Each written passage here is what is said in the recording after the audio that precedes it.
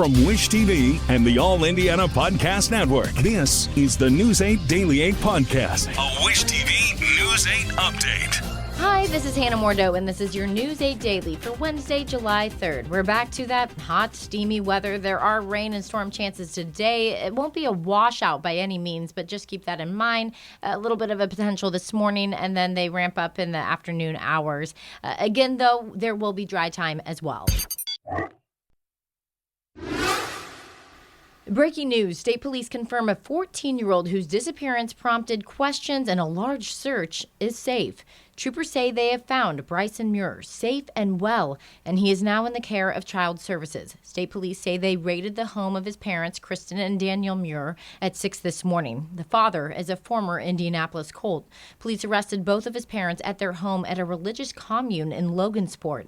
Daniel Muir is under arrest for obstruction of justice and domestic battery. Kristen Muir is facing a charge for obstruction of justice. To IT-Mate, investigators say a man in his 80s is in critical condition this morning after a police shooting. Officers were first called to the home on West Vermont Street at around 11:30 yesterday morning for a shooting that's near Rockville Road and North Lyndhurst Drive. When police arrived, they say the man had a gun, and they told him to drop his weapon 16 times before two officers fired shots. It is not clear if the officers struck the man or if he shot himself. Police say they later found evidence that the man may have been suffering from mental health issues and found a suicide note inside his home.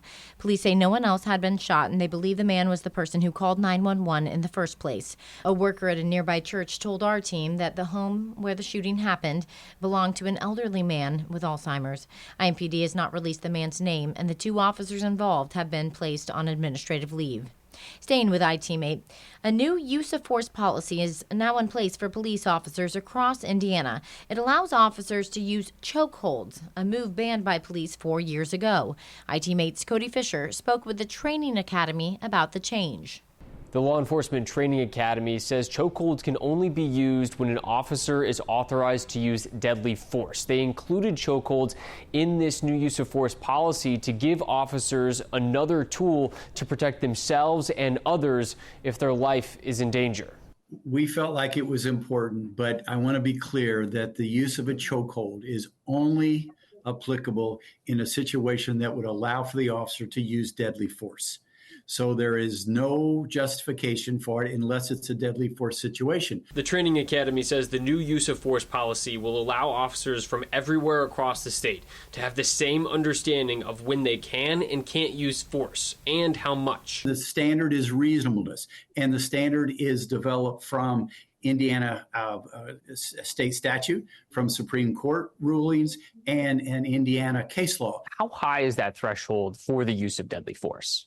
Well, it's the highest threshold that we have. The standard is serious bodily injury. So if I push you in the chest, is that substantial risk of serious bodily injury? Probably not. But if I come at you with a knife and there's an imminent threat of serious bodily injury, you don't have to wait until that individual plunges a knife into your chest to use deadly force. The executive director of the Training Academy admits that there are gray areas when deciding what is and is not a reasonable amount of force. It's hard. I mean, if it were an easy standard, then anyone could do it. And that's what makes this job so tough.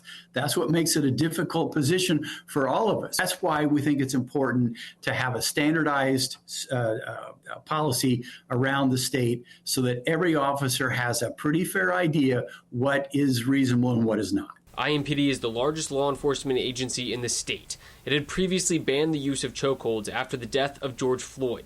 I reached out for an interview to talk about the new use of force standard their officers are now following, but they declined my request. I also reached out to several members of the Indianapolis Use of Force Review Board, but they also declined my request for an interview. The Indiana Law Enforcement Training Academy tells me that this policy could change in the future if new laws are created that would add or ban certain uses of force. Reporting, Cody Fisher, IT-Mate. Wish TV, wishtv.com, and follow us on Facebook for updates. A Central Indiana man is accused of repeatedly sexually assaulting children and then giving them candy. Anderson police say at least 2 young victims have come forward, 1 boy, 1 girl. They say 41-year-old Kevin Germain has raped them repeatedly over the course of years, and as recently as last month. Police say Germain has denied the accusations. He's charged with child molestation and sexual misconduct with a minor. State police report an arrest in another case of gunfire on an interstate. Troopers say it happened late last week on I-70 just west of State Road 39 in northern Morgan County. The gunfire left a car damaged, but no one was hurt. This week, state police detectives arrested an 18-year-old named Dean Watson. He's facing a preliminary charge of attempted murder. State police say shootings on interstates have soared in recent years. Doctors call it a breakthrough treatment for Alzheimer's. The FDA has now approved a drug from Indianapolis-based Lilly that could slow the progression of the disease. Experts say the temporary drug slows cognitive decline by up to 35%. It's called Kisunla. Patients can take it once a month for 6 to 18 months. Doctors say patients often go into remission after the treatment is over. Then they're monitored, and a new course will start if the plaque that scientists think causes Alzheimer's returns. It really is a big breakthrough. It's very, very exciting, and it proves a theory that's been around for about 40 years, which is that this beta amyloid protein plays a role in the disease process, and the beta amyloid plaques that occur in the brain, which are removed by drugs like donanemab or Kisunla. No word yet on how much the drug will cost. Based on manufacturing and rollout, Lilly says it could be available by the end of the summer. This morning brings two headlines from the Indiana Fever. The first, a loss in front of a huge crowd. The Las Vegas Aces say 20,366 fans packed into their home arena to see last night's matchup with the Fever. It was the biggest crowd for a sporting event at the facility and the fifth largest crowd in WNBA history. The final was 88-69. The Fever hosts the Liberty on Saturday.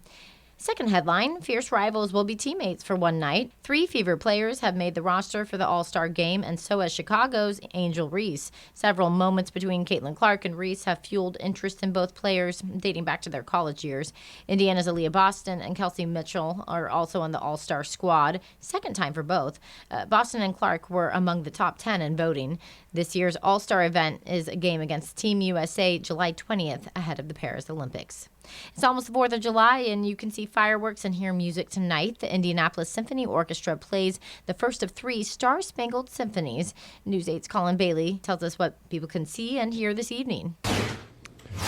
Good morning. You can expect some great music, some fireworks, some tributes as well. It's going to be a great time. Hopefully the rain holds off, which we believe it will. We just checked that out. You're talking about that fun. Is James, the CEO here of the Indianapolis Symphony Orchestra. It's right here on the calendar. Today's the 3rd. It kicks off tonight. What are we expecting tonight? It's the first of 3 nights of music, fireworks, celebration. This is how Indianapolis celebrates the 4th of July. It's the way that Indiana really loves to celebrate our country, to honor our veterans, to salute our troops. It's a great family event. It starts at 8 o'clock every night, the 3rd, 4th, and 5th. You can expect the Indianapolis Symphony Orchestra playing amazing patriotic tunes. And hey, did you know this year is the 100th anniversary of Rhapsody in Blue by George Gershwin, that great iconic piano piece that you hear on, of course, United Airlines commercials. Well, we're playing the original full Rhapsody in Blue, and it's a terrific way to celebrate our country with such great music. And, of course, fireworks to end the evening. It's a great way to end the evening with fireworks. You can't beat it. We were talking, though, a little bit about the weather. Obviously, there is potential for chance for severe weather down later in the evenings, but if you can also exchange your tickets to another show besides the Taylor Swift one, if you are worried about the weather, correct? So you can still come out and see the Symphony Orchestra? That's right. We have a flexible exchange policy. So if you have tickets for tonight, tomorrow night, or Friday night, and you think the weather's threatening, just give us a call. We'll exchange you out for another evening of Symphony on the Prairie.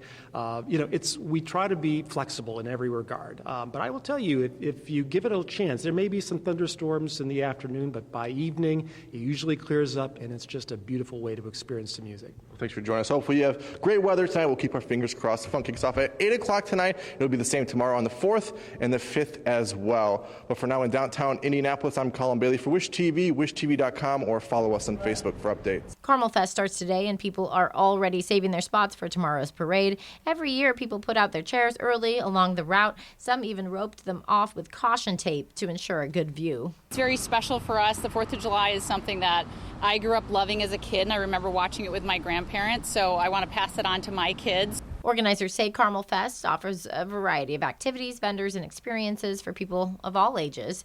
The festival runs from 1 to 10 today, then from noon to 10 with fireworks at 9:45 tomorrow. The parade starts at 10:30 tomorrow morning. Indiana State Police want you to stay safe around fireworks. They say if you plan to handle fireworks, Stay sober. Store them in a cool, dry place away from children. Do not let kids play with or light fireworks. Stay upwind of the display and be considerate of the people around you. You can see fireworks shows in central Indiana tonight. There are several shows in Indianapolis, Fishers, Avon, and more. For a full list, go to our website, wishtv.com. You can also get free ice cream today on Monument Circle. Hudsonville is handing out treats in promotion for its Super Scoop bars. The company says to look for members of a street team on the Circle from 2 to 3. They will be wearing yellow tie-dye shirts. This has been your News 8 Daily from Wish TV. I'm Hannah Mordeau. Watch us on wishtv.com and follow us on Facebook for updates. This is the News 8 Daily 8 podcast, a Wish TV News 8 update on demand. For even more, on demand and on the go. Connect with Wish TV on Facebook at wishtv.com and on the free Wish TV mobile app. Thank you for listening. And be sure to like, subscribe, and follow this podcast for updates every weekday morning on the All Indiana Podcast Network and wherever you get your podcast.